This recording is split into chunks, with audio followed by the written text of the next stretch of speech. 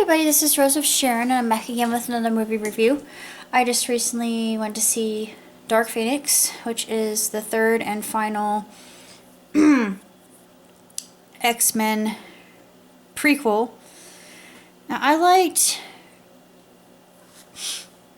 the first two prequels, but this one,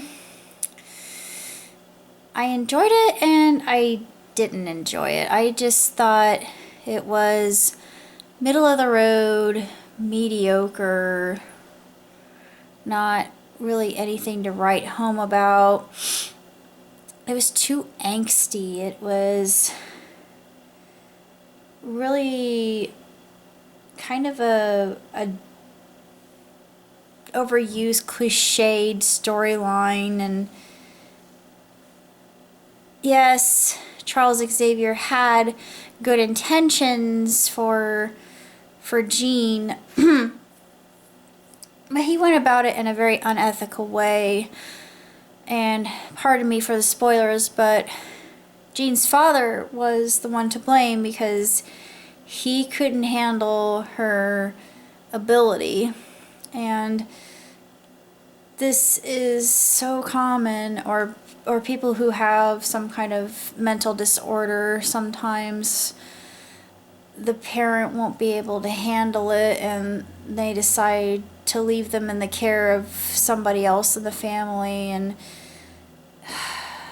if I could count how many times that's actually happened in real life, it's a sad reality of mental disease or disorder. I don't even consider it a disease. I don't even consider it a disorder. It's just something, an imbalance. I would consider that because I think it's more apt.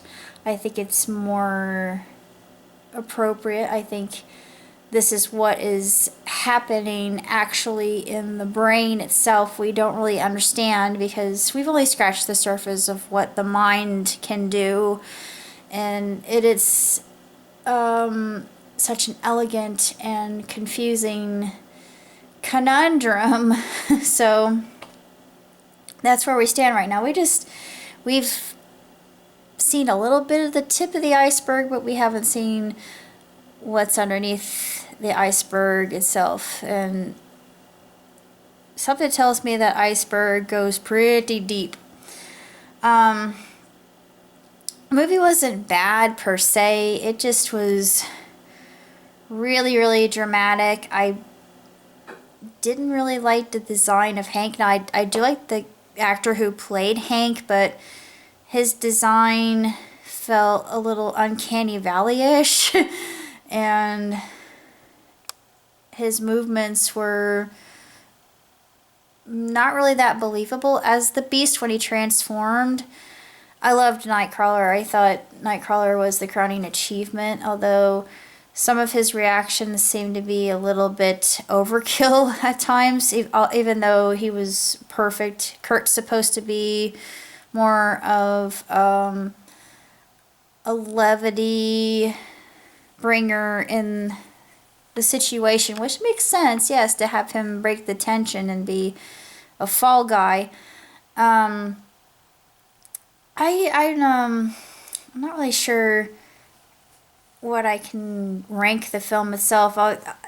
It gets a thumb up from me because yes, I enjoyed it. Yes, I was entertained. Did I like it? Kind of. And like I said, because it showed her quote unquote hurting people or being afraid of hurting people. She didn't really hurt people when she was affected by the Phoenix spirit itself, or it was basically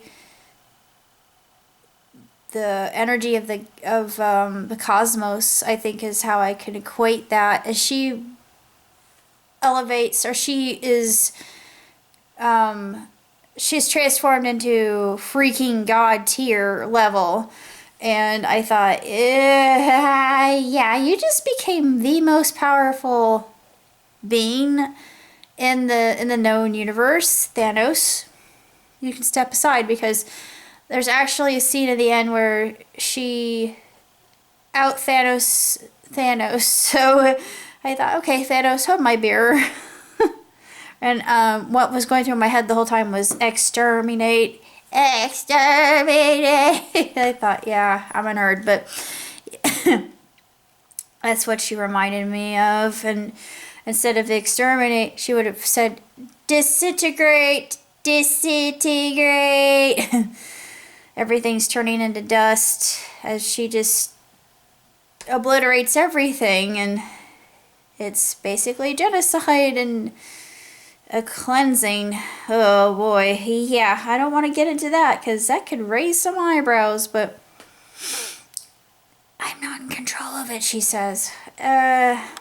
Methinks that some part of you is, but again, it's another kind of, it's a force that they don't really comprehend, and even Charles is unable to really help her hone that ability. Same thing with Eric or Magneto.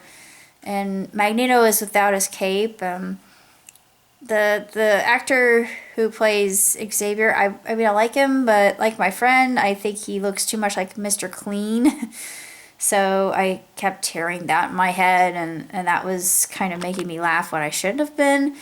But as far as a grade is concerned, I would have to give it a 3 just because it isn't spectacular. It overdoes the whole, let's see how many characters we can kill off. I'm sorry, but Matt Hussey has you beat with Homestuck, so yeah. Hold my beer, like I said before, or in my case, hold my peach Moscato. But it was just, meh kind of film. It was kind of overly modeling.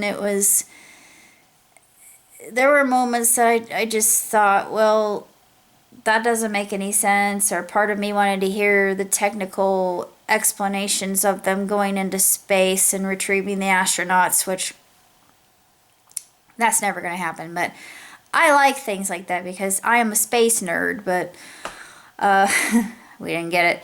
Go figure. But at least now we know they had a glimmer of Phoenix returning and blazing across the sky, but I thought, just say goodnight and leave it at that.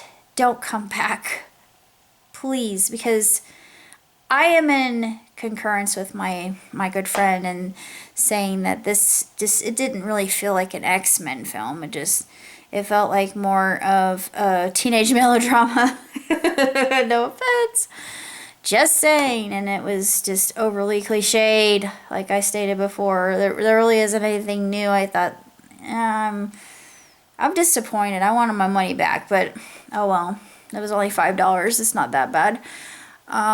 But I'm interested in seeing what Disney will do with franchise, and hopefully it'll do a better job than what Fox has done with it. God, love you, Fox, but get your act together. That's basically all I have to say for now. So, till next time, live long and prosper. Ciao, Titi.